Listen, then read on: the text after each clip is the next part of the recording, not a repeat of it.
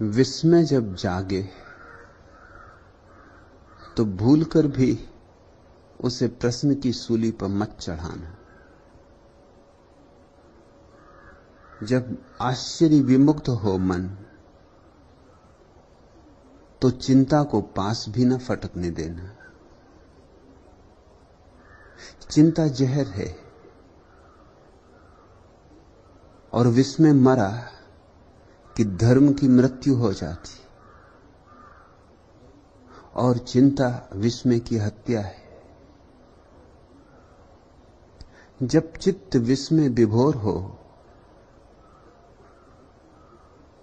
आंखें आंसुओं से भर जाएं,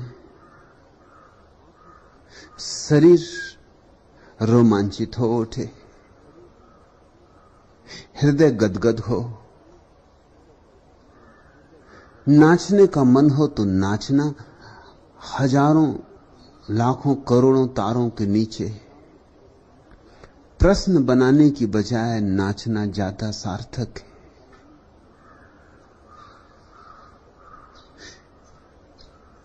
प्रेमी का हृदय हो पास,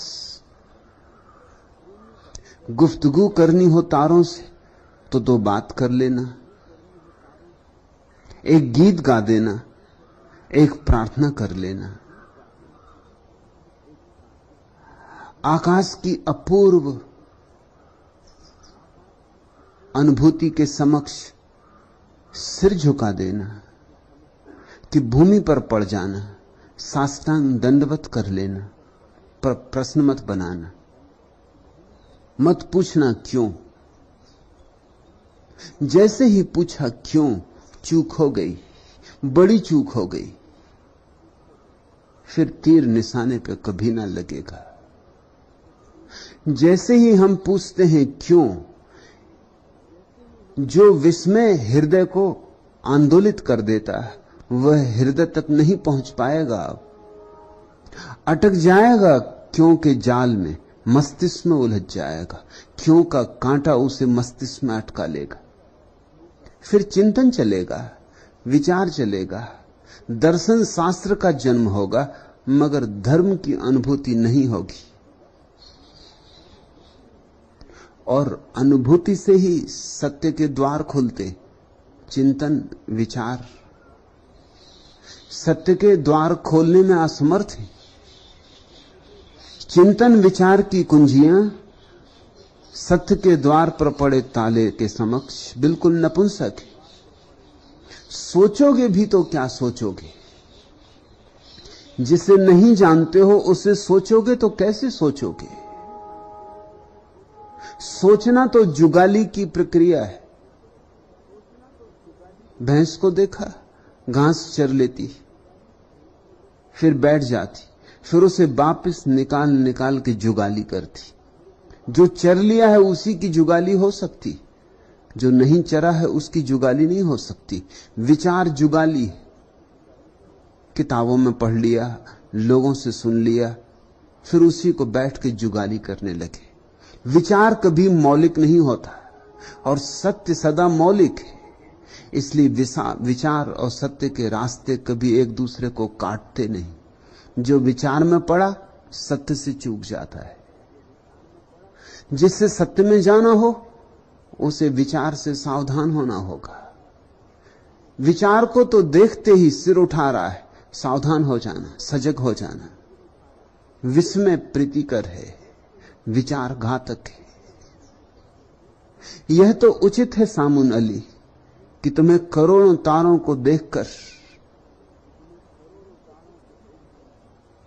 एक विस्मय जगता है।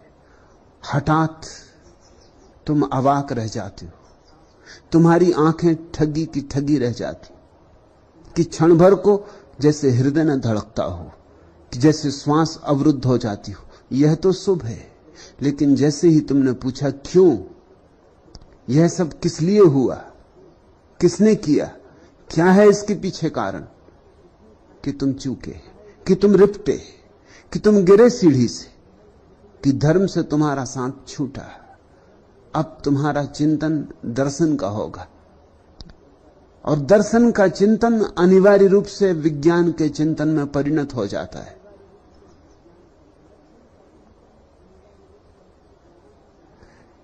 इसलिए जहां जहां दार्शनिक चिंतन ने जड़ें जमा ली, वहां वहां धर्म नष्ट हो गया, विज्ञान पैदा हुआ। पश्चिम में यही हुआ। लोगों ने पूछा क्यों, किस लिए, कारण क्या है, मूल कारण कहां है। कारण की खोज जल्दी ही विज्ञान बन जाती, और विज्ञान का अर्थ है थोथे में, छिछले में, उथले में जीवन व्यतीत होने लगता है। जीवन की गहराइयां प्रश्नों में बांधे नहीं बंधती, और जितना गहरा सागर हो उतना ही मुट्ठी में नहीं आता। करोड़ करोड़ तारे, इनसे बरसती हुई अमृत ज्योति। प्रश्न मत उठाओ, गीत गाओ, और गीत तुम गा सको तो तुम्हारे भीतर से,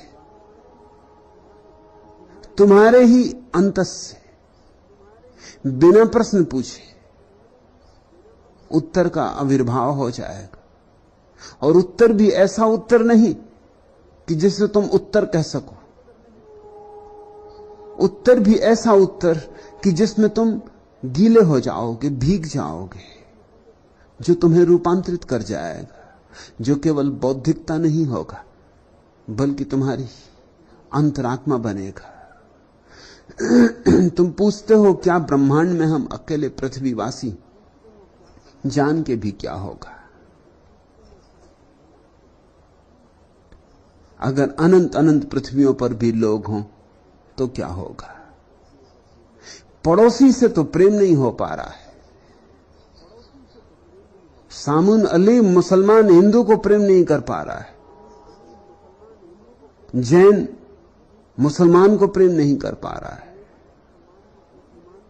भारतीय चीनी को प्रेम नहीं कर पा रहा है, पड़ोसी से प्रेम नहीं हो पा रहा है। दूर तारों पर अगर लोग बसे भी होंगे तो क्या करोगे। अभी पड़ोसी से तो संबंध नहीं जुड़े हमारे। अभी पति तो पत्नी से प्रेम नहीं कर पा रहा है, पत्नी तो पति से प्रेम नहीं कर पा रही। अभी तो प्रेम के नाम पर न मालूम कितने ढंग की राजनीतियां चल रही। अभी तो प्रेम के नाम पर एक दूसरे पर कब्जे की कोशिश की जा रही। अभी तो भाई भाई का दुश्मन है। अभी तो आदमी आदमी की हत्या के पीछे संलग्न है। अभी इस पृथ्वी से युद्ध अंत नहीं हुए, घृणा अंत नहीं हुई। अभी इस पृथ्वी पर भाईचारा, प्रेम, अभी मैत्री का सूरज यहां नहीं होगा। अगर होंगे भी दूर कहीं चांद तारों के पास, किन्हीं ग्रह उपग्रहों पर लोग, तो क्या करोगे। मान लो कि हैं फिर, या मान लो कि नहीं है। इस तरह के परिकाल्पनिक प्रश्नों में उलझकर समय व्यय न करो, क्योंकि यही समय, यही ऊर्जा प्रार्थना बन सकती है। क्यों बना है अस्तित्व, इसका कभी कोई उत्तर नहीं दिया जा सकता, क्योंकि जो भी उत्तर दिए जाएंगे उन्हीं उत्तरों पर यह प्रश्न पुनः पूछा जा सकता है। कोई कहे ईश्वर ने बनाया है तो पूछा जा सकता है क्यों, और कोई कहे ईश्वर ने अपनी मौत से बनाया है तो पूछा जा सकता है इसके बनाने के पहले उसे मौज न थी, दुखी था। कोई कहे कि लीला कर रहा है तो अकेला ही है, लीला किसके सामने हो रही। तो क्या कोई छोटा बच्चा है जो भटक गया है, जो रात के अंधेरे में अपने को ही ढांढस बंधाने को सीटी बजा रहा है। ईश्वर ने जगत क्यों बनाया, यह प्रश्न वैसे ही का वैसा रहेगा। और अगर कोई उत्तर भी मिल जाए तो सवाल उठेगा ईश्वर क्यों है, ईश्वर को किसने बनाया, क्या प्रयोजन होंगे। इन प्रश्नों का कोई अंत ना होगा। एक प्रश्न और 1000 प्रश्नों को अपने साथ ले आता है। धार्मिक व्यक्ति को यह बात बहुत गहराई से समझ लेनी चाहिए कि प्रश्न गिरेंगे तो प्रार्थना जन्मेगी, अगर प्रश्न बने रहे तो प्रार्थना कभी जन्म नहीं सकती।